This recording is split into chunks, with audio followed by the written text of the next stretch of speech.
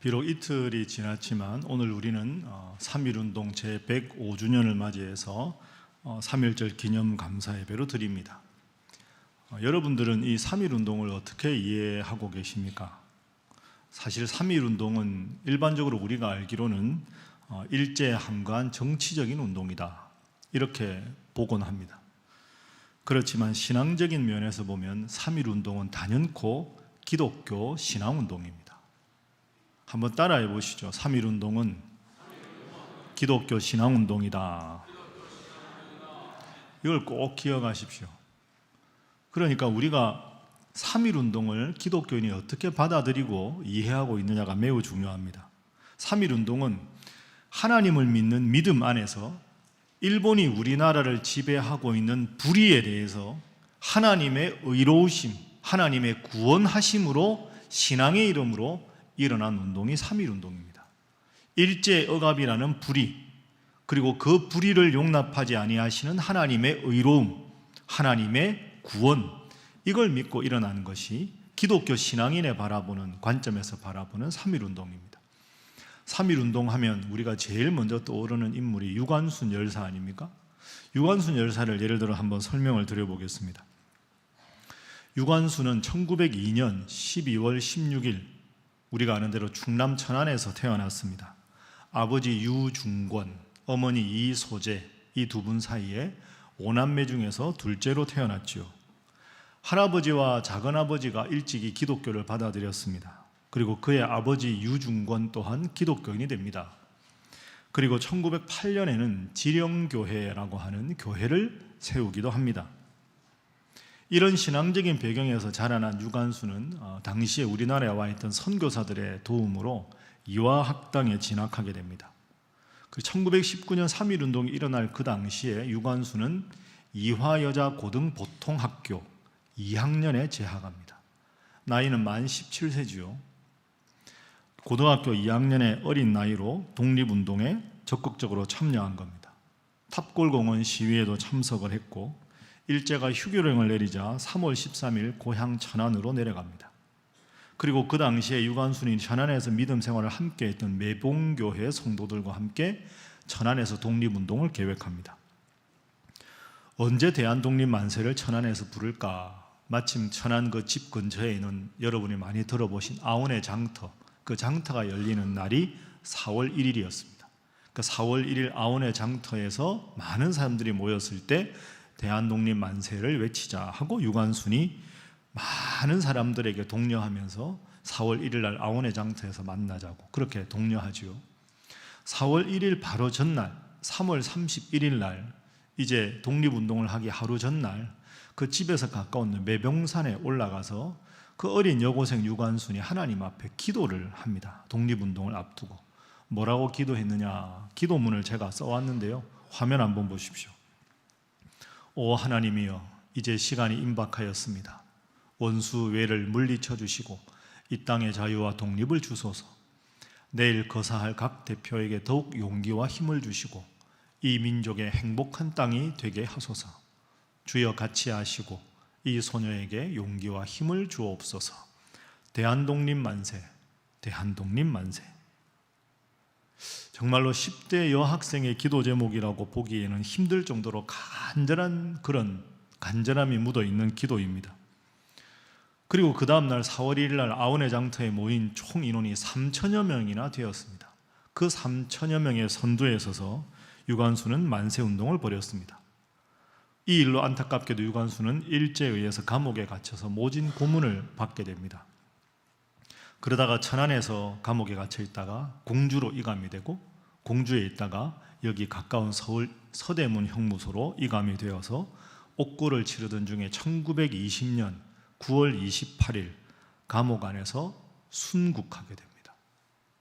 그때 당시에 유관순의 1차적인 사인은 일본 경찰의 모진 고문에 의한 자궁 손상과 방광 파열이었습니다. 만 17세 어린 소녀가 이런 끔찍하고 잔인한 사인에 의해서 죽었다는 것이 얼마나 가슴 아픈지 모릅니다. 그때 유관순은 죽기 전에 다시 이렇게 말을 합니다. 내 손톱이 빠져나가고 내 귀와 코가 잘리고 내 손과 다리가 부러져도 그 고통은 이길 수 있사오나 나라를 잃어버린 그 고통만은 견딜 수가 없습니다. 나라에 바칠 목숨이 오직 하나밖에 없는 것만이 이 소녀의 유일한 슬픔입니다. 그렇게 유관순이 순국하고 난 후에 유관순의 전기를 연구하던 목사님 중에 홍창석 목사님은 유관순의 신앙을 이렇게 평가합니다. 유관순은 교회를 사랑하다가 교회를 위해서 그의 생애를 제물로 바쳤다. 유관순은 요람에서부터 무덤까지 교회를 떠나본 일이 없었다. 유관순은 교회에서 나서 교회에서 자랐고 교회에서 배웠으며 만세운동을 하다가 죽어 교회가 그녀를 장사해 주었기 때문이다. 여러분, 그렇습니다.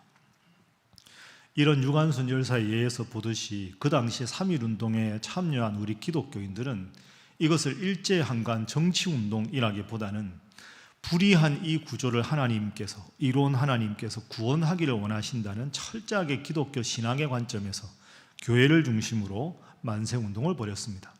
그분들에게 만세운동은 우리가 이렇게 예배드리는 것과 같은 의미입니다.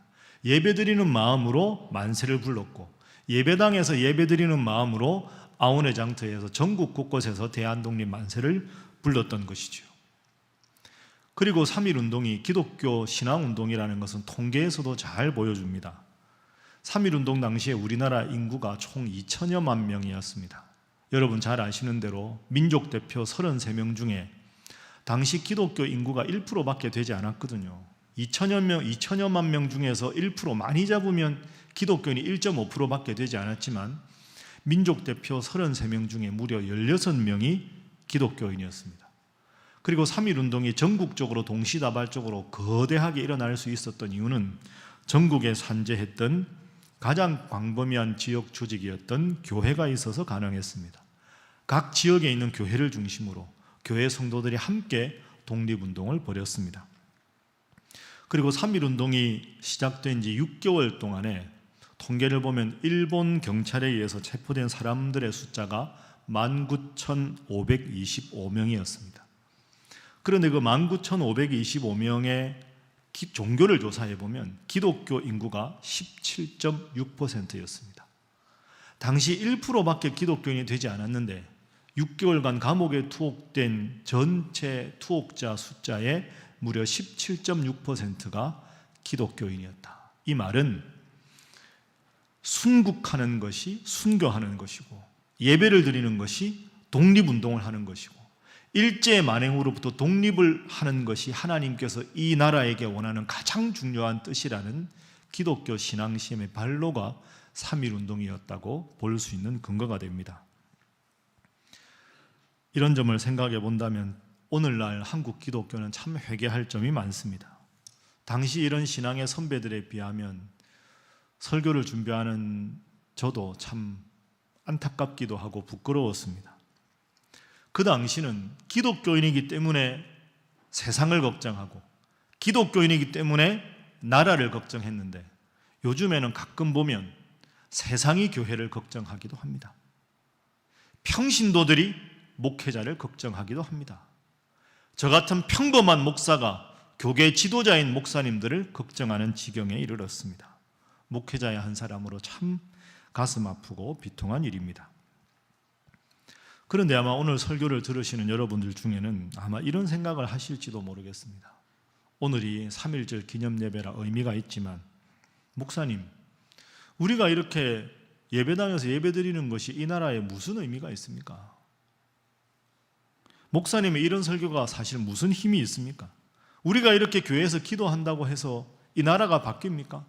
우리가 기도한다고 남북의 평화통일이 옵니까? 얼마나 지금 지정학적으로 한반도를 둘러싼 국제정세가 급변하고 있는데 기도한다고 뭐 역사가 바뀝니까? 기도한다고 이 나라가 좋아집니까? 민족의 문제로만 한정시켜 보아도 북한과 우리나라가 이렇게 강대강으로 대치하고 있는데 남북의 평화통일을 위해서 우리가 이렇게 예배를 드린다는 게, 목사님 이런 설교를 하신다는 게 도대체 무슨 의미가 있습니까? 얼마나 영향력이 있을까요? 충분히 그런 생각을 할 수도 있습니다. 과연 그럴까요? 우리의 예배가, 우리의 기도가, 이런 설교가 이 나라와 이 민족에 어떤 의미가 있을까? 오늘은 이 질문에 대한 해답을 본문 중심으로 살펴보도록 하겠습니다. 오늘 본문 우리가 누가복음 18장 읽었는데요. 주제가 이것입니다. 한번 여러분 꼭 기억하시라는 의미에서 따라하시죠. 따라합니다. 그래도 끈질긴 기도가 세상을 바꾼다. 여러분 믿습니까? 그래도 끈질긴 기도가 세상을 바꿉니다. 오늘 본문에 비유가 나오는데요. 이 비유에 두 사람이 등장합니다. 한편으로는 그 당시 사회적인 약자의 대명사인 홀로 되신 여인, 성경의 과거의 번역이니까 그대로 하면 한 과부가 등장합니다. 그리고 상대편에는 아주 힘이 있고 권력이 강했던, 하나님도 두려워하지 않고 사람도 존중하지 않은 불의한 재판관이 등장합니다. 가장 소외된 여인과 가장 힘 있는 재판관, 이 두 사람을, 판이하게 다른 두 사람을 예수님께서 비유를 들어 설명을 하십니다. 자, 먼저 이 과부는 어떤 여인인가? 억울한 일을 당한 홀로 된 여인입니다. 3절을 한번 화면으로 보십시오. 그 도시에 한 과부가 있어 자주 그에게 가서 재판장에게 가서 내 원수에 대한 나의 원한을 풀어주소서라고 말합니다. 여러분 3절 가만히 보시면 억울한 일을 당한 사람이 재판관에게 가서 내 원한을 풀어주십시오, 당연한 것 아닙니까? 재판관 하는 일이 그런 일 아닙니까? 그런데 계속해서 원한을 풀어달라고 이야기합니다. 저게 계속되는 미완료형입니다. 시제가 한 번 말해서 안 되고 또 하고 또 하고 하는 겁니다. 무슨 뜻일까요?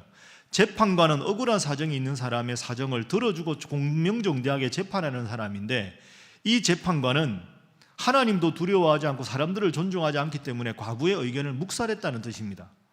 그러니까 이 과부는 자기가 마땅히 재판을 받을 권리가 있음에도 불구하고 권리에서 배제된 힘없고 나약한 여인이었다, 이런 뜻이죠. 자, 그러면 재판관은 어떤 사람인가? 재판관은 하나님을 두려워하지 않고 사람을 무시하는 불의한 재판장이라고 나와 있습니다. 2절 한번 보십시오. 2절 말씀해 보면 하나님을 두려워하지 않고 사람을 무시한다. 여러분 참 재판장으로서 자격이 없는 사람 아닙니까? 하나님도 두려워하지 않고 사람을 무시하는데 우리가 생각하기에 권력 있고 돈 있는 사람은 들어주고 이 과부처럼 가난하고 힘든 사람들 입장은 계속해서 무시하는 거죠. 그런 이 악독한 재판관이 있습니다. 그래서 이 불의한 재판관은 과부의 사정을 들어주려고 하지 않습니다. 오늘 본문을 원문으로 보면요, 이 과부가 내 원한을 풀어달라 하는 것이 억울한 사정이 있다는 게 무조건 내 편을 들어달라는 게 아닙니다. 의롭고 공명정대하게 재판해 주시면 그 재판을 수용하겠습니다 하는 것이 원문의 근본 뜻입니다. 그러니까 이 과부는 막 때를 쓴 게 아니고요, 공명정대하게 재판하면 그 결과를 내가 감수할 테니까 의롭게 재판만 해 주십시오라고 부탁하는 겁니다. 그것도 무시하는 것이 이 재판관입니다. 그런데 자꾸 부탁을 하니까 어느 날 이 재판관이 이렇게 생각합니다. 5절 한번 보십시오. 이 과부가 나를 번거롭게 하니 내가 그 원한을 풀어주리라. 그렇지 않으면 늘 와서 나를 괴롭게 하리라. 재판관이 생각해 보니 저 여자가 매번 나한테 와서 너무너무 귀찮게 하니까 재판해 줄 때까지 내가 너무너무 번거로울 것 같다. 아유 귀찮다, 그냥 재판해 주자. 이래서 재판을 하는 겁니다. 그래서 그 재판 결과로 미루어 짐작컨대 이 과부의 억울한 사정을 재판관이 들어주어서 의롭게 재판을 하게 됩니다. 여러분 오늘 본문에 중요한 교훈이 있습니다. 그게 뭐냐? 이 불의한 재판관이 이 과부의 사정을 들어준 이유가 훌륭하지 않습니다. 사실 그렇죠? 불의한 재판관이 하나님께 기도하고 의로운 사람으로 바뀌어서 과부의 말을 들어준 게 아닙니다.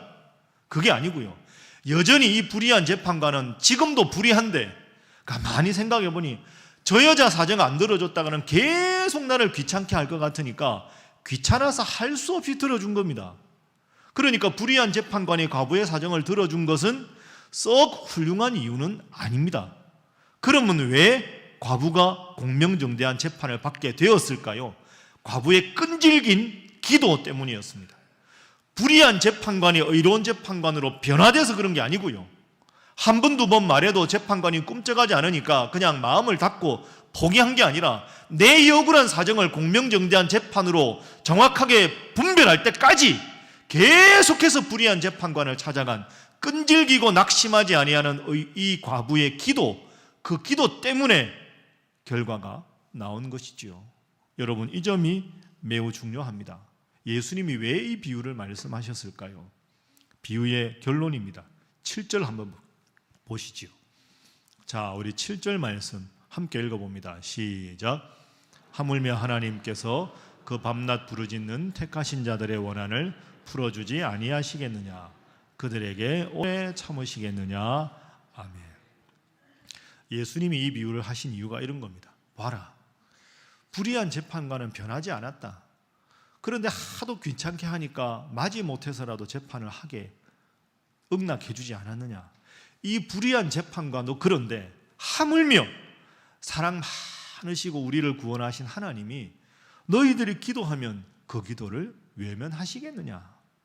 사랑이 많은 하나님은 계속 낭망하지 않고 기도하면 반드시 그 기도를 들어주실 것이다. 그러니 낙심하지 말고 기도하라.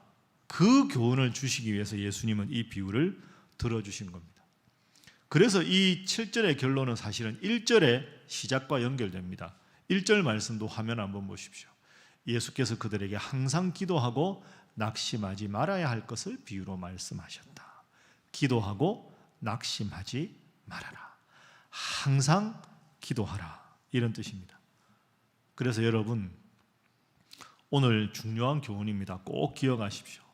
어떠한 악조건 속에서도 기도하는 것이 곧 낙심하지 않는 비결입니다. 낙심하지 않는 삶의 자세야말로 기도입니다. 기도는 낙심하지 않고 끝까지 하는 것이다. 하는 것이 주님의 교훈입니다. 오늘 이 말씀을 여러분 각자에게 주신 말씀으로 기억하고 느헤미야 특별 새벽기도 50일 끝났다 이게 아니라 항상 낙심하지 말고 열심히 기도해서 기도의 응답을 누리는 여러분 되시기를 주님 이름으로 축복합니다. 우리 옆에 분들과 인사 한번 하겠습니다. 끝까지 기도하시기 바랍니다. 자, 한 번 더 할까요? 잘하실 줄 믿습니다. 여러분, 오뚜기를 한번 생각해 보십시오. 오뚜기는 이렇게 탁 넘겨도 항상 바로 서지 않습니까? 흔들흔들하다가도 딱 중심을 잡고 항상 뒤집히는 법이 없습니다.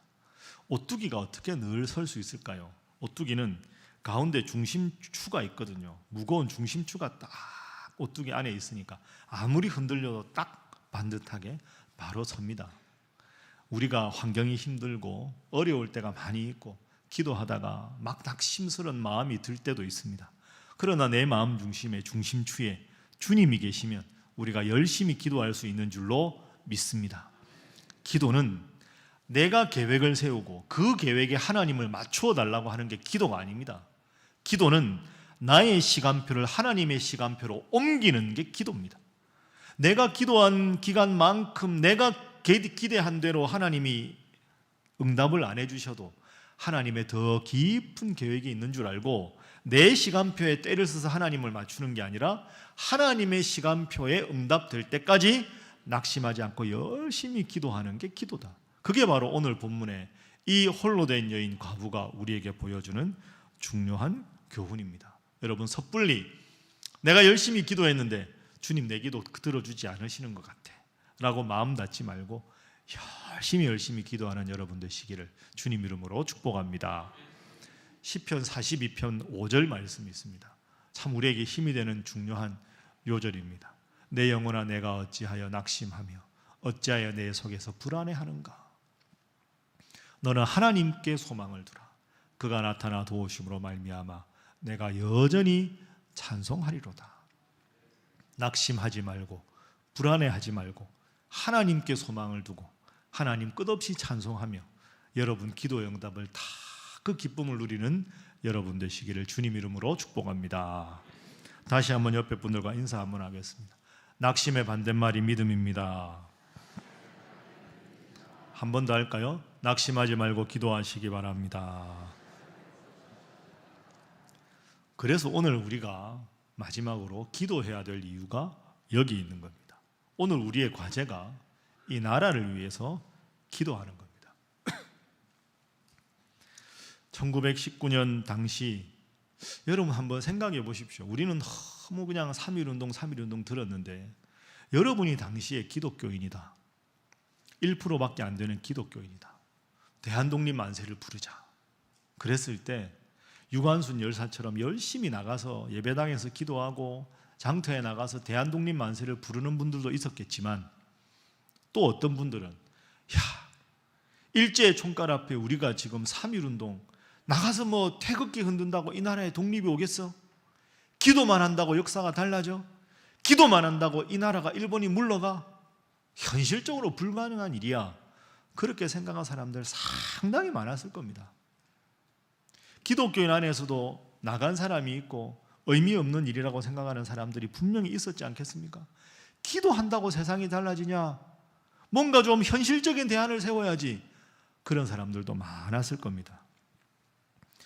그런데 여러분 생각해 보십시오. 3.1운동 했다고 해서 열매가 바로 맺혀진 게 아닙니다.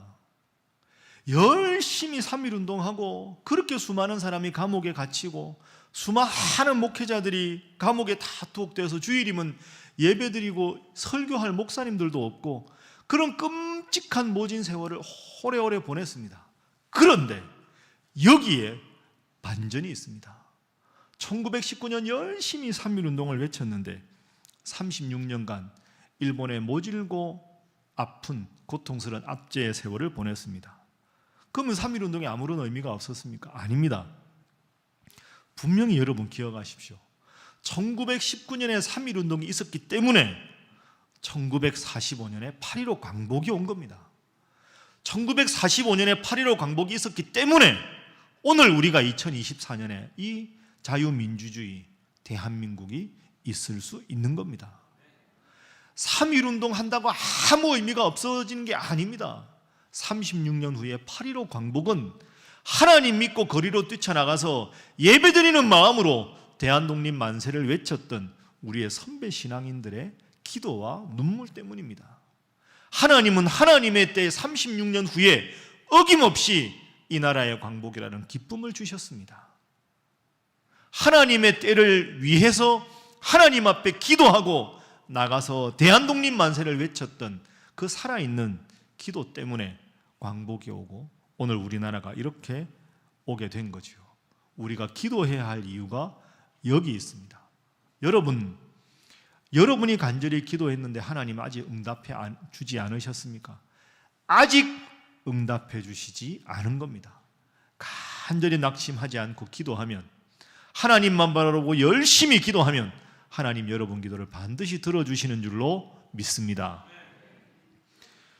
창공을 나는 여러 새들 중에서 새 중에 제왕이라고 하면 어느 새입니까? 독수리죠. 독수리가 참 멋지는 새 아닙니까? 대단한 위용입니다. 큰 독수리는 이렇게 날개까지 다 펴면 총 길이가 1m 50에서 2m 정도까지도 된다고 합니다. 넓게 유유히 나는 그 독수리를 보면 참 과연 새의 제왕이다 할 만하지요.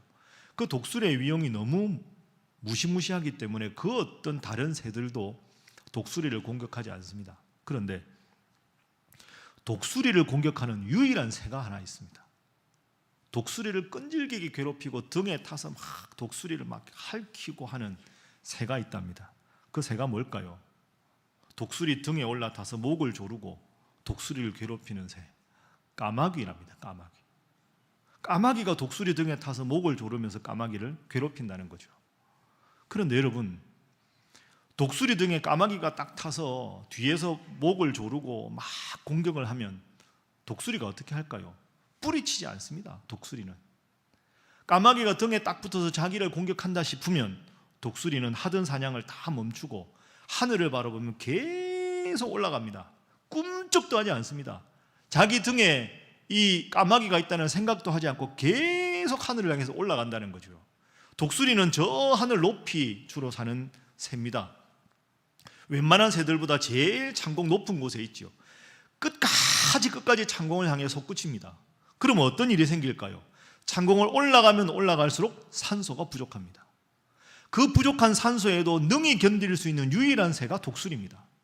그럼 까마귀가 아무리 독수리를 공격해도 꿈쩍하지 않고 계속 창공을 올라가다가 이 까마귀가, 등에 붙어있던 까마귀가 산소가 희박해서 더 이상 힘이 없으면 저절로 나가 떨어진다는 거죠. 그 순간 다시 유유히 내려와서 독수리는 사냥을 계속합니다. 여러분, 이 독수리가 주는 교훈이 참 큽니다. 여러분의 인생에 내가 하나님을 믿는데 왜 나에게 이런 어려움이 있는가? 내 등에는 왜 이렇게 세상의 짐이 무거운가? 왜 기도해도 하나님 들어주시지 않는가? 좀 기도하고 기간을 정해서 기도했는데 하나님 응답해 주지 않는다고, 내 등에 있는 짐이 무겁다고만 생각하고 왜 하나님 잘 믿는데 나에게 이런 어려움이 있느냐고, 그런 것 때문에 자꾸 무게감을 느끼고 하나님을 향해서 불평하고, 그게 아닙니다. 독수리가 우리에게 보여주는 교훈을 영적으로 이렇게 해석할 수 있습니다. 내 등의 짐이 얼마나 무거운지 아랑곳하지 않고, 그래 이 순간에도 나는 하나님만 바라보리라, 하나님 앞에 간절히 두 손 들고 기도하면 하나님께서 여러분의 등에 있는 모든 세상의 문제를 다 해결해 주시는 줄로 믿습니다. 그게 오늘 본문의 교훈입니다. 끈질기게 기도했던 이 홀로 된 여인처럼, 내 등에 있던 까마귀에 아랑곳하지 않고 창공을 향해 솟구치는 독수리처럼, 힘들고 어려울 때 내가 기도한다고 세상이 달라집니까? 목사님 이렇게 기도한다고 이 나라가 부흥합니까? 목사님 우리가 열심히 기도한다고 남북의 평화 통일이 옵니까? 현실적인 대안을 세우셔야죠. 가 아니라 그 어떤 현실적인 인물도 할 수 있는 일이라 할지라도 전능하신 하나님, 역사의 주관자이신 하나님 앞에 우리가 간절히 기도하면, 우리가 간절히 예배드리면, 간절히 울부짖으면 하나님 여러분의 인생을 변화시켜 주시고 이 나라를 변화시켜 주시고 이 나라의 남북의 평화 통일도 선물로 주시는 줄로 믿습니다. 그것이 바로 오늘 본문이 우리에게 말씀하는 겁니다. 여러분, 설교 마치면서 성경 구절 하나 읽어드릴 테니까 기도하다가 막 힘들고 지치고 하면 이 구절을 꼭 기억하십시오. 갈라디아서 6장 9절 말씀입니다. 갈라디아서 6장 9절 말씀. 자, 우리 화면 보면서 함께 한번 읽어봅니다. 시작. 우리가 선을 행하되 낙심하지 말지니 포기하지 아니하면 때가 이름에 거두리라. 아멘. 우리가 선을 행하고 하나님 앞에 기도하되 낙심하지 말고 포기하지 않으면 언제? 때가 이름에, 하나님의 때가 되면 반드시 하나님은 거두게 하신다. 때가 되면 거두게 하시리라. 이 말씀을 내가 열심히 기도해야 될 기도의 동력으로 삼고 간절히 기도해서, 기도 때문에 하나님 여러분을 변화시켜 주시고, 기도 때문에 이 나라를 변화시켜 주시고, 기도 때문에 남북의 평화 통일을 주실 하나님, 그 응답의 열매를 바라보며 열심히 기도하는 신일의 모든 성도들이 되시기를 주님 이름으로 축복합니다. 기도하겠습니다. 우리 각 개인의 삶과 이 나라와 역사를 주관하시는 능력의 하나님, 저희들은 연약하여 늘 기도한다고 하면서도 쉽게 체념하곤 합니다. 주님, 저희를 불쌍히 여겨 주옵소서. 주님, 저희로 하여금 105년 전 이 땅의 신앙의 선배들을 본받게 하여 주옵소서. 일제가 이 나라를 억압하는 불의한 현실을 체념하지 않고 예배당에 모여 눈물을 흘리며 기도하던 그분들의 모습, 하나님을 믿는 신앙으로 거리마다 뛰쳐나가 태극기를 흔들던 삶으로 나타냈던 그분들의 기도를 본받게 하여 주옵소서. 사랑의 주님, 비록 때로는 오늘 우리가 살아가는 이 시대가 하나님의 의로우심을 눈으로 확인하기 힘든 시대인 듯 보여도, 그래도 이 역사를 주관하시는 신실하신 하나님에 대한 믿음을 포기하지 않고 기도하는 저희들 되게 하여 주옵소서. 그리하여 주님, 우리 신일의 성도들의 기도가 쌓여 36년 후에 이 땅의 광복의 기쁨을 주셨고 오늘의 대한민국을 이루어 주신 그 하나님의 신실하심을 믿게 하여 주옵소서.